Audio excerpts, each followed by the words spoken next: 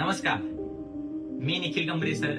अख्ख्या महाराष्ट्रावर प्रसिद्ध असलेली रिझल्ट व गुणवत्ता यासाठी प्रसिद्ध असलेली एकमेव अकॅडमी म्हणजे ज्ञानेश्वरी अकॅडमी दहिवडी. या अकॅडमीचा मी संचालक निखिल गंभीरे सर. तर विद्यार्थी मित्रांनो, हा व्हिडिओ तयार करण्याचं एकमेव कारण म्हणजे अख्ख्या महाराष्ट्राभर आपल्या ज्ञानेश्वरी पॅटर्न हा प्रसिद्ध झालेला आहे. आणि हा प्रसिद्ध होण्यामागचं जे कारण आहे ते तुम्हाला मी आज सांगणार आहे. तर ह्या आपल्या अकॅडमीचा दिनक्रम काय असतो हे थोडक्यात मी तुम्हाला आज सांगणार आहे. सकाळी 6 ते 8:30 या वेळेमध्ये आपली ग्राउंडची सुरुवात होते.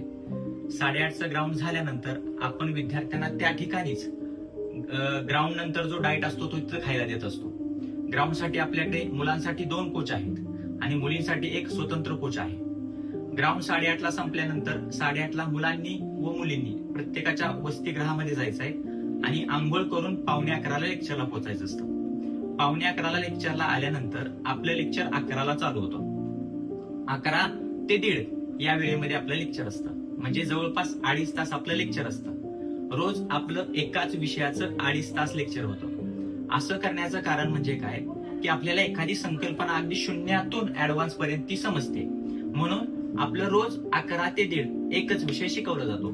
1:30 नंतर तुमचं लेक्चर संपल्यानंतर तुम्हाला जेवणासाठी 1:30 ते 2:30 हा 1 तास तुम्हाला जेवणासाठी दिला जातो. 2:30ला जेवण झाल्यानंतर तुम्ही अभ्यासिकेमध्ये आल्यानंतर 2:30 ते 4 या वेळेमध्ये तुमचा पेपर होतो. आठवड्यातून 3 वेळा पेपर घेतला जातो. त्याच्यामध्ये ऑल सिलेबस पेपर पण असतो आणि आपण जो म्हणतो टॉपिक टेस्ट हा पण पेपर होतो. 4:30ला पेपर संपल्यानंतर आपण काय करतो की बाबा त्याचं त्या पेपरला ज्या काही मुलांना न येणारे प्रश्न असतात किंवा ज्या काही अडचणी असतात त्याचं आपण काय करतो एक्सप्लेनेशन घेतो.